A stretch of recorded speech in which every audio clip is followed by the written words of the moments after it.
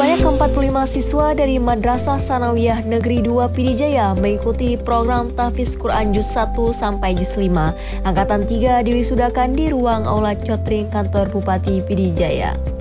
Tampak hadir pada acara wisuda Tahfiz Quran Bupati Pidijaya, Haji Ayub bin Abbas, Kepala Tata Usaha Kanwil Kementerian Agama Aceh Dr. Andes Haji Amiruddin MA, Kepala Kemenak Pidijaya Ahmad Yani, Asisten 1 Sekdakap Pidijaya Abu Bakar Esos. Bupati Pidijaya Ayub Abbas dalam keterangannya menyampaikan kegiatan wisuda hari ini pada orang tua siswa sangat antusias. Selain memberikan dampak positif bagi anak, kegiatan ini sekaligus memberi pembelajaran bagi orang tua siswa untuk mengajarkan Al-Quran kepada anak-anaknya.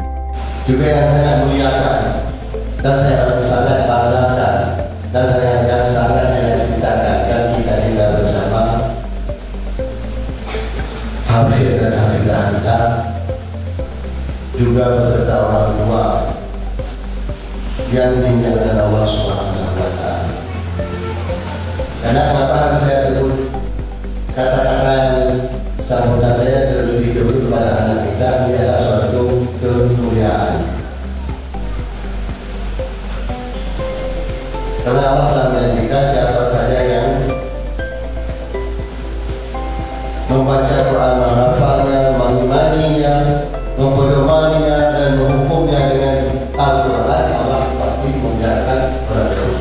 Maka patut hari ini saya lebihkan dahulu kemuliaan saya bagi anak-anak kita dan orang tua, karena anak-anak kita adalah SDM yang khusus yang mungkin jauh dan beda daripada anak-anak lain yang ada di Indonesia.